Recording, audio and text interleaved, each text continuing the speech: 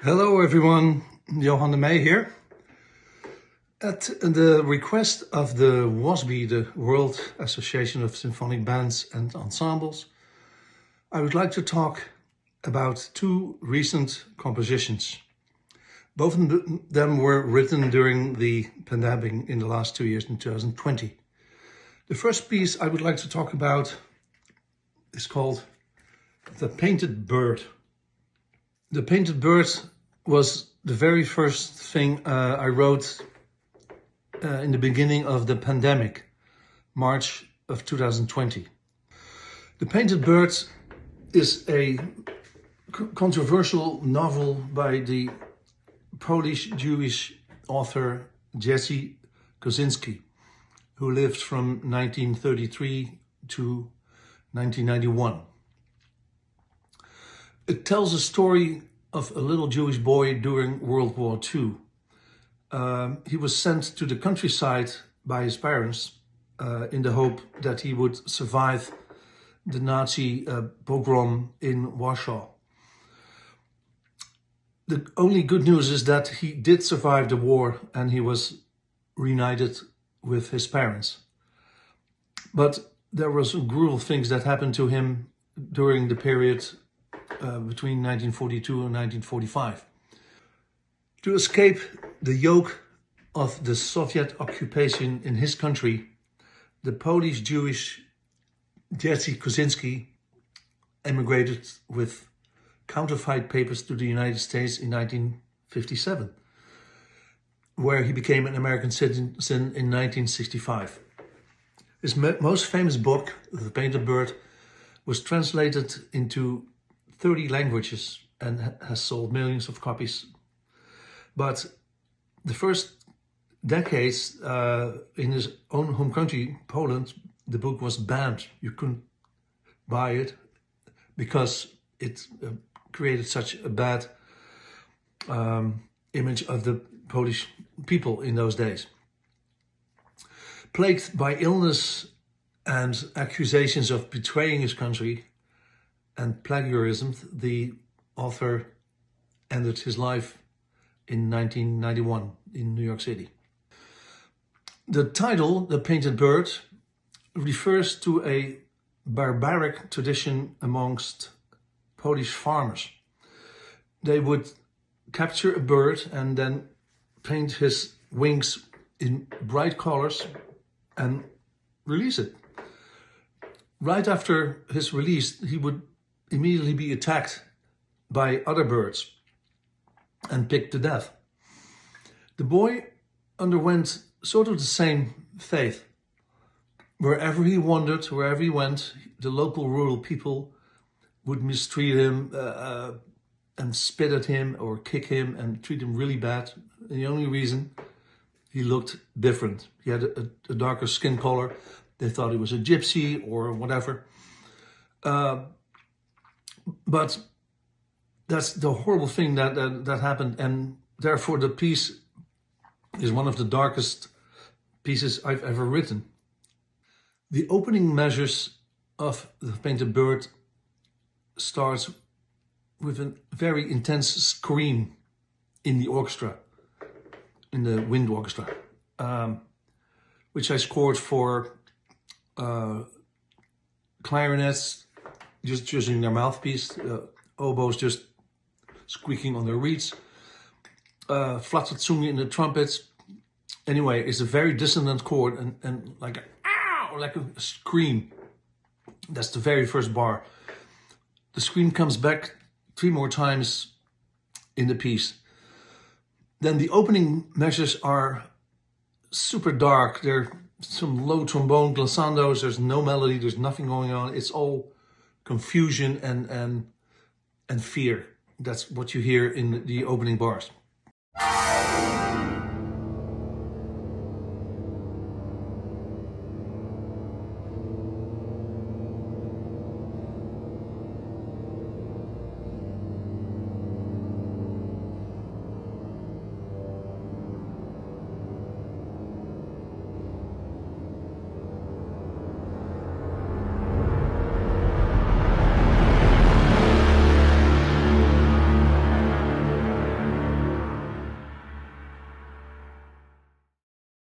Then, after the first big orchestral climax, an English horn, who is positioned backstage, so not visible for the audience. The English horn is the personification of the little boy in the book, who, by the way, doesn't have a name. That's also very strange. Nowhere in the book does the author give him a name. To express that loneliness and the anonymousness of the boy, I chose to have the English horn backstage so nobody would see him or her. The only accompaniments are some rustling leaves underneath, so this makes it even more mysterious. The cadenza of the oboe, of the English horn, is very much in Eastern European style with some klezmer influences. The same soloist comes back at the very end of the piece. It actually ends the piece. Again, solo English horn backstage, and the piece fade out al niente, as they say in Italian, till nothing. The most important theme that I used in The Painted Bird consists of only 4 notes.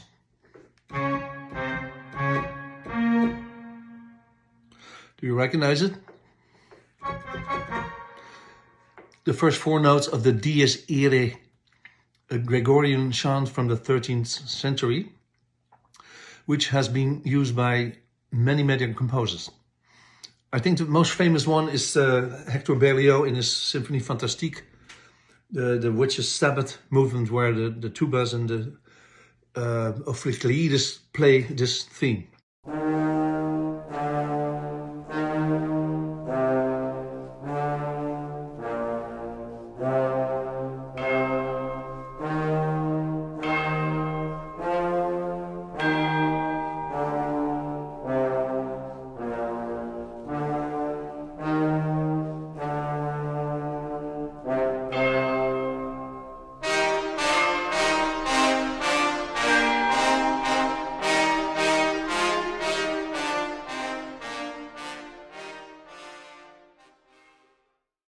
The Dies Irae, which is part of the Latin Mass, has been used by many composers, such as Mozart in his Requiem and Giuseppe Verdi in his Requiem, but not with the Gregorian chant as the melody.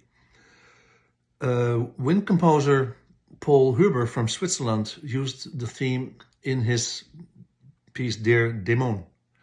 And some people say that even John Philip Sousa used it in his most famous march.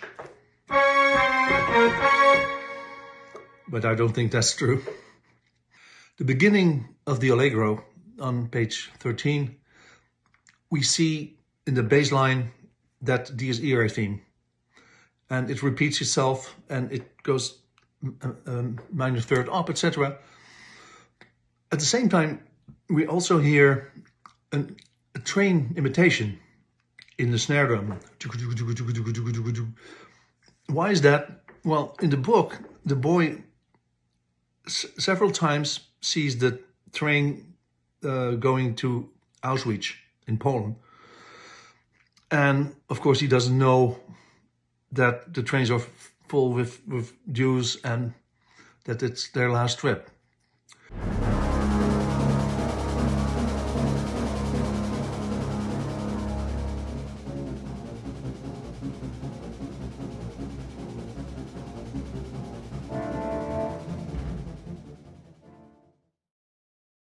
And in the end of the book, he even has a weird moment where he lay flat on the railroad track, and probably just to get sort of a kick out of it, he lets that full train roll over him in thundering noise. That's a very strange moment in the book. There are many more strange moments in the book, I can tell you. But so therefore, as a metaphor, I have this train running, and towards the very end, after a big climax on page 29, 30, we can literally hear this train coming to a halt. slowly but surely. Very symbolic, of course, for the lives of many, many people who died during that horrible war.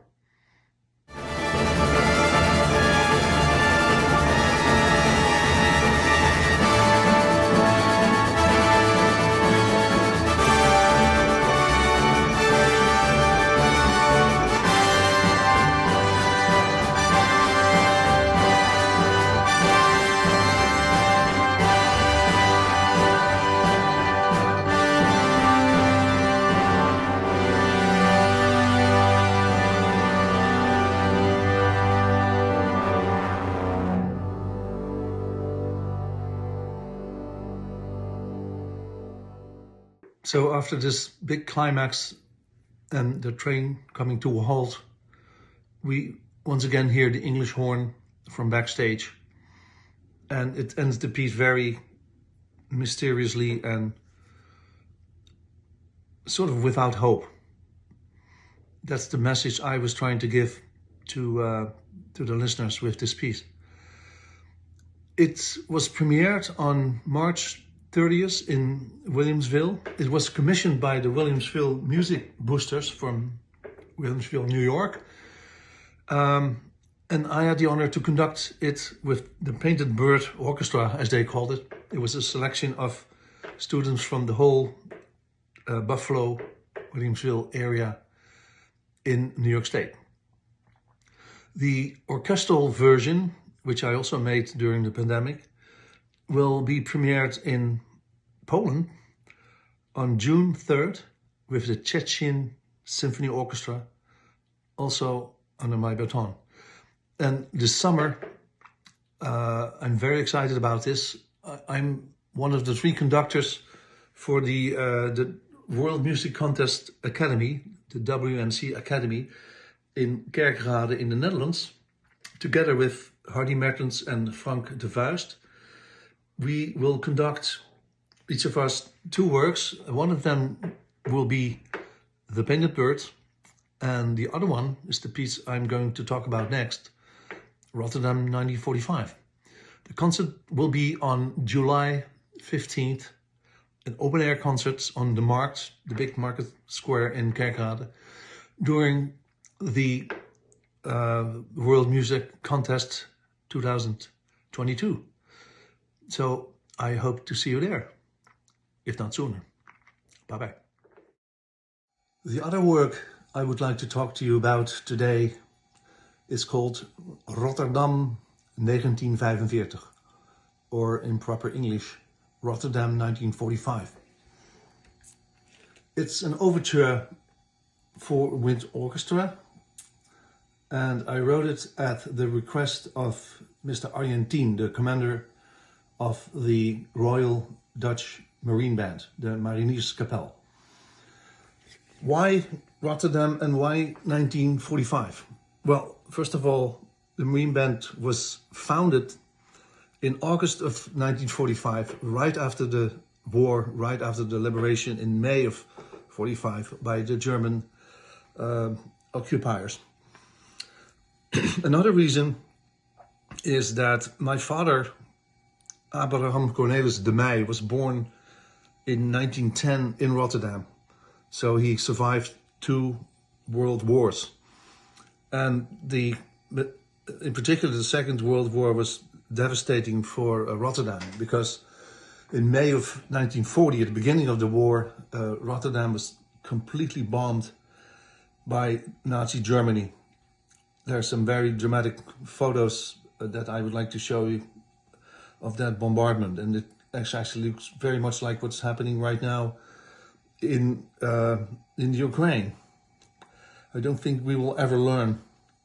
Rotterdam is the 2nd largest city after Amsterdam and before The Hague and Utrecht and Groningen. My father was very proud of his city, and he would tell me about how it was in his early years. And he said that the downtown area of Rotterdam very much resembled Amsterdam, with canals and beautiful old houses.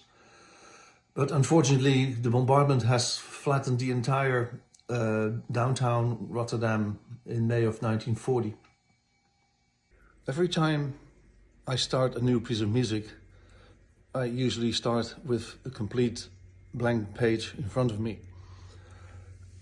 In the case of Rotterdam 1945, the same thing happened, but I soon discovered that looking at the year 1945, translated into notes, would give me this.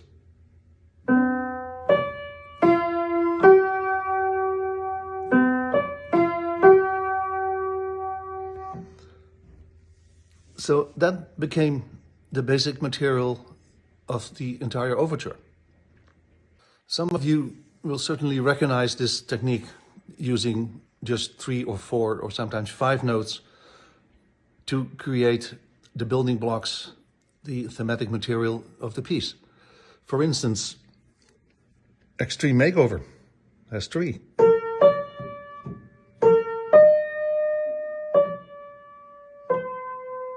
Or 5, as you wish. The Big Apple, the second movement, only has 4 notes.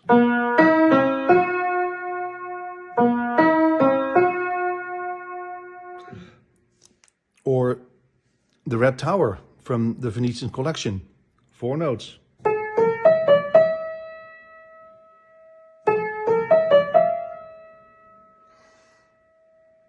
I know, I have to tune the piano, it's a little out of tune.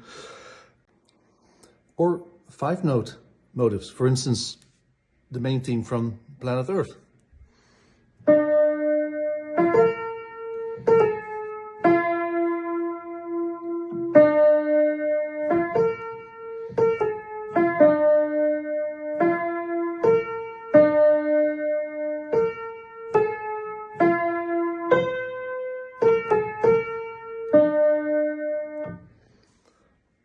Or the main theme of Fellini.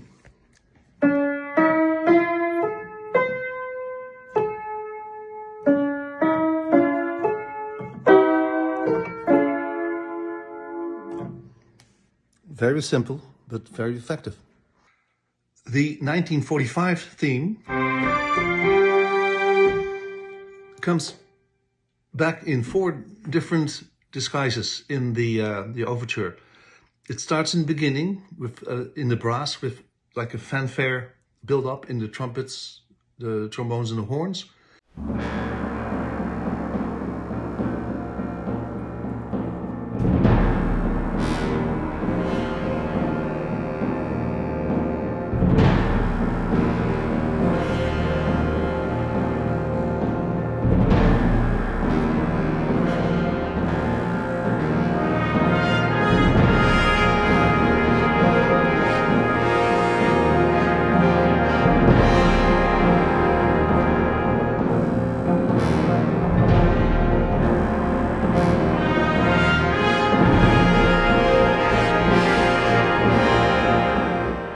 In the second movement, although it's all through compose, I use like capricious variations on the 1945 theme.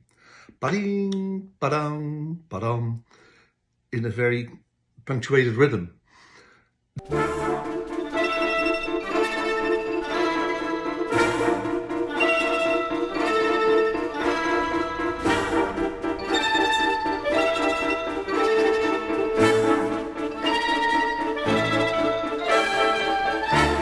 Then in the middle of the piece, there's a cadenza for the solo clarinet, the English horn, bassoon, flute, piccolo, and at the very end, bass clarinet. They all play the same theme, but in a different key. So sort of like a fugue.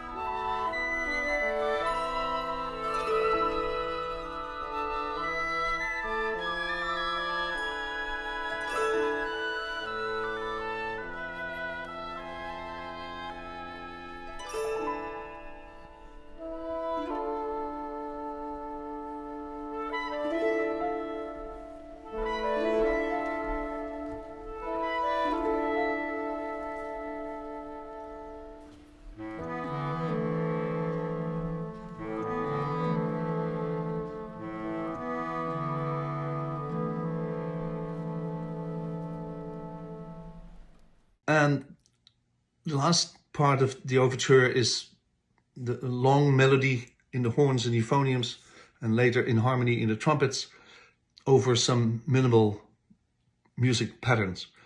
And then it all ends in a big grandioso, fanfare-like ending to the overture. I hope you enjoy it. As said, it will be performed July 15th in Kerkrade for the WMC Academy, International Wind Ensemble, conducted by Hardy Mertens, Frank de Vuist, and Johan de Meij. And hopefully I will see you there. Bye-bye.